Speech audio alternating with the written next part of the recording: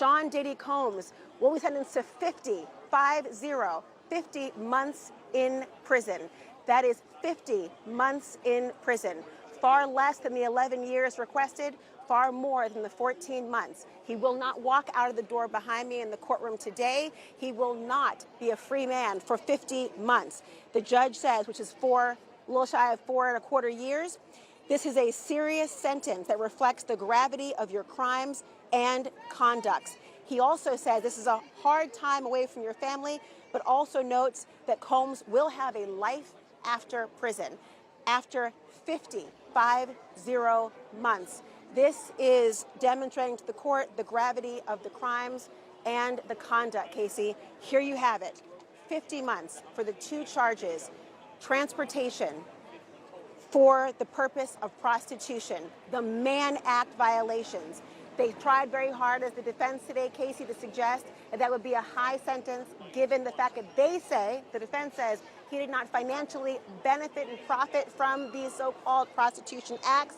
The judge rejecting that, rejecting it almost out of hand, sentencing the music mogul, convicted in July by a jury of his peers, to 50 months in prison. And Lisa France, I'd like to talk to you for a second about kind of the big picture of what this means, because as we've been covering this, we saw the judge touch on, and we saw the defense talk about what Sean Diddy Combs' contributions, positive contributions, have been to society. Obviously, during the trial, we talked quite a bit about the negative contributions that he is now being held to account for. But what is this going to mean for the millions of people who have been following this trial? What more does it say about where we are?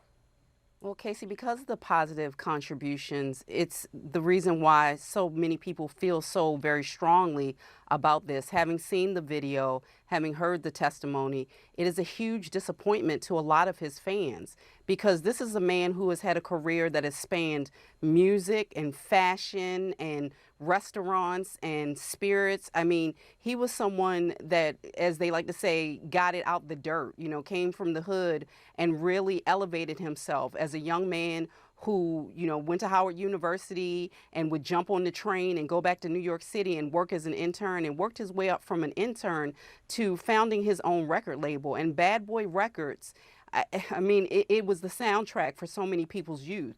So when you saw what was alleged against Sean Combs, and then when you followed this trial, it was a complete and utter devastating disappointment to a lot of his fans who expected much more of him. Now, I've said this before on air, for those of us who have covered him for years, this was not a surprise, these allegations. We had heard rumors, we have heard people saying that they were afraid of him, that, he had a lifestyle that not everybody would approve of.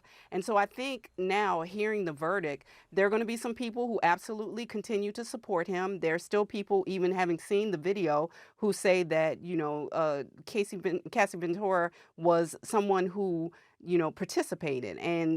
But also there are people who say that it's absolutely disgusting. And I thought it was interesting that Sean Combs used that word when he was referencing the videotape. He said that it was disgusting, and he appeared in his remarks to try to take ownership, to also try to sound contrite.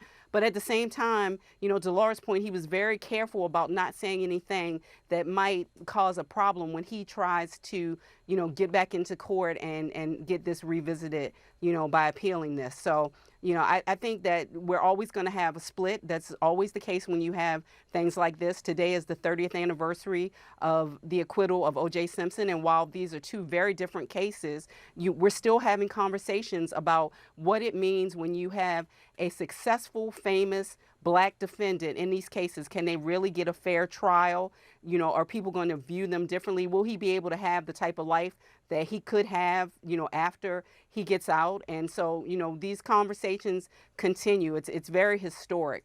And, I had plenty of people hitting me up earlier today saying, what's your over under? What do you think? Do you think he's going to be able to, maybe just get out in a couple of months? Do you think he's going to get years? I think at the end of the day, people just, some people wanted to see justice, and some people thought, much like I think Mr. Combs thought, that after he was acquitted of the more serious charges, that he was going to be walking out of that courtroom and heading back home to Miami and going back to, the lifestyle in some ways that he enjoyed before. Not the dark parts that we heard about, but absolutely the fame, the fortune, and the being a celebrity.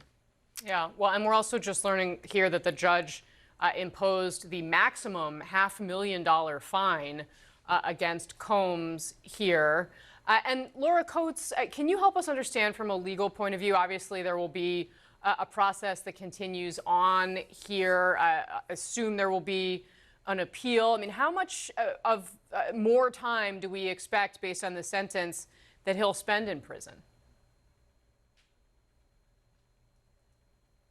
He has been serving some time in the jail, not a federal prison. It's a holding over location in anticipation of trial and, of course, of sentencing, which means that the time he has served under the auspices, of course, of the Bureau of Prisons will be applied to the sentence he has.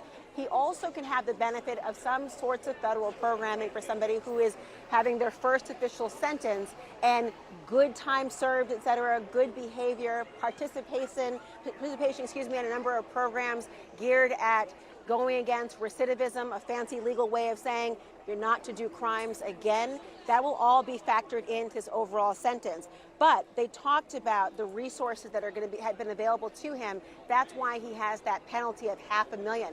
We're talking about a man with an empire that was worth more, $500 million or more.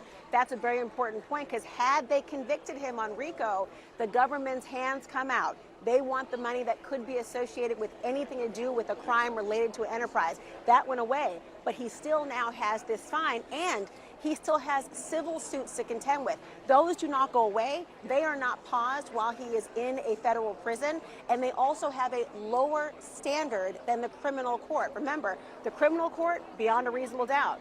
A civil suit, the preponderance of evidence, meaning more likely than not. Referencing the OJ trial that my colleague Lisa mentioned, remember that was a case, there was an acquittal at the criminal level.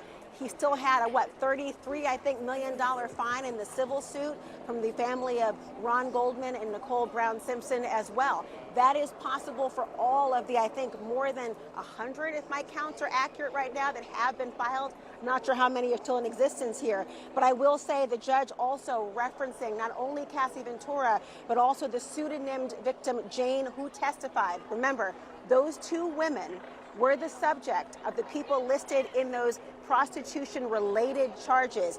The judge said Miss Ventura and Jane, speaking to them, they were not in the courtroom. You've been through abuse and trauma that most of us cannot imagine, and thanked them for coming forward.